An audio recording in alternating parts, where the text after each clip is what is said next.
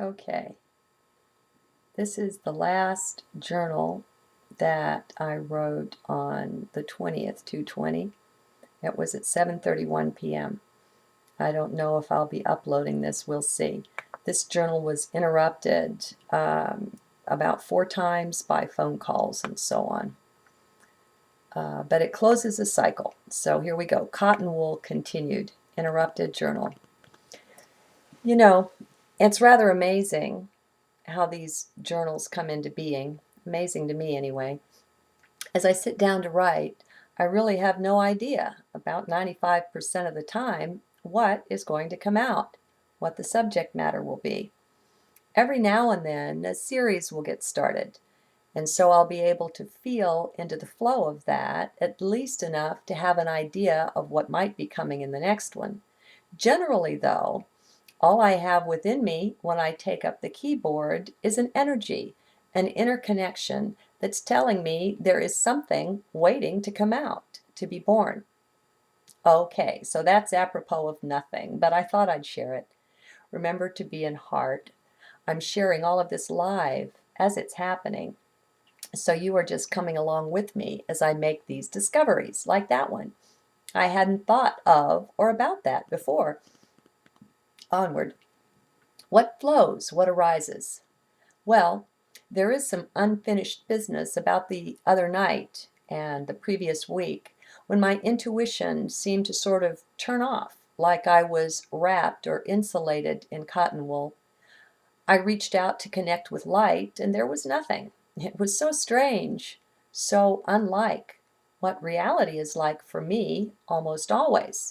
Anyway, as I shared in an earlier journal, that night I found out, I rediscovered what it is like to pray, to reach out and pray.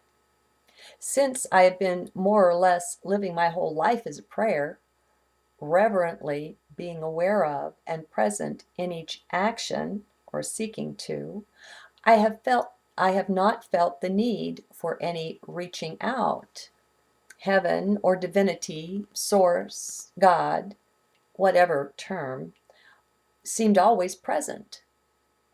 Yes, I would say, and I do say, certain prayers throughout the day, but there was no reaching out in them. The connection was there instantly. Do you see? I really believe, for instance, in consecrating each day in the morning. Then, on going to sleep, I do the same prayer at night. It just makes sense to me. So it's not like I don't pray. Gee, words can be challenging. Getting across a meaning is no chance thing, and even with the best of training and effort, it is still challenging, especially once we begin to try to put words around the multi or other dimensional things and experiences. Okay, enough moaning and groaning. So, yeah, I pray. I don't drink a glass of water either without first blessing it. If you haven't yet heard of Masaru Emoto, Emoto, and his research work with water, I highly, highly recommend you Google him. Actually, you could probably just Google water and he would come up. And I bless my food. That uses prayer. So I pray, yeah. There's just no reaching out to it. I have such a sense of God as everywhere present in everything. Perhaps you do too. Then you would understand the strangeness of it if suddenly, out of the blue, Source or God just didn't seem so present anymore. What if suddenly you called out and no one answered? Okay, I know that a lot of people live in this state. I do know. I spent a lot of time there too. It's just that once we find and enter the kingdom of heart, once we begin more and more to reside and abide within, that feeling state of aloneness becomes a thing of the past. What is really, really present in heart is this sense of the presence of divinity, God, source, whatever term. It's there, always. So, what happened the other night that week. That night was actually the culmination of about a week wherein I had not so much felt this presence.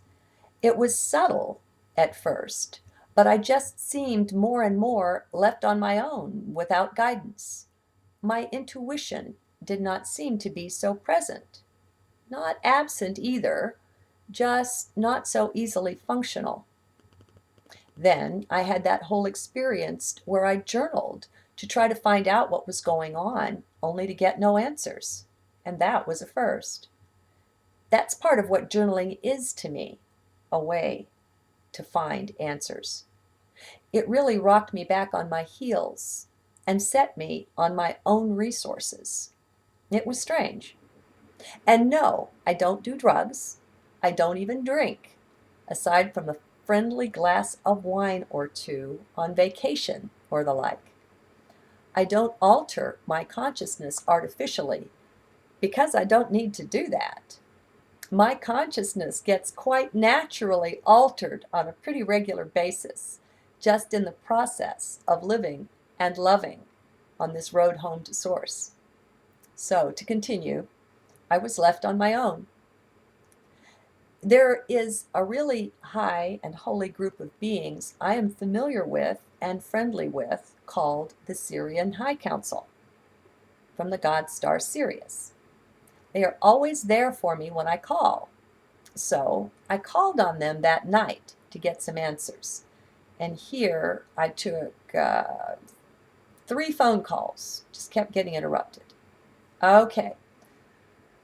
Though I had not connected with the Syrian High Council the other night, it appears now that I had. That was when I called on them and they seemed to answer. But I challenged them and asked them to prove themselves to me. And they didn't really do that. And I had a reason for that, which I'll get into in another series of journals. There are other unfriendly ETs that will mess with you sometimes, and I had been experiencing some interference from them. And so anyway, when I challenged the High Council, what I got was silence. And I felt really bad later. I felt like,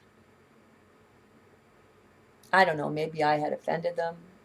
I didn't know if I'd really connected with them, but I wound up with nothing. So it appears now that I had made that connection. First, just the feeling. What happened next, though, was that when I awoke this morning, I found under my feather bed, where I was reaching for the missing crystal I had slept with, my Syrian seal pendant. I have one that I wear around my neck, and I have one that I tuck under my sheet. I like the feeling of being connected to them. It's a really high vibration and energy. So, I looked at the chain around my neck where I wear the seal, not even taking it off to sleep. And seeing it not there was a bummer. I wondered what the message was. Why had the seal come off in the night? I've been sleeping with it for a long time and it's never done that. So I went ahead and used the pliers to open the jump ring and reconnect it, and I began my day. Then, later, as I was walking down the hall, I heard my necklace jingling. Now, it usually tinkles a little bit, as I have a Moldavite pendant on the same chain with the Syrian seal. But it was jingling more loudly. I wondered why. As I pulled it up to look at it, I have it on a very long chain, I had both Syrian seals on the same necklace. Now that's a message. What it said was that yes, I had definitely connected with them. It was a grand feeling. I was really grateful. Have a good day.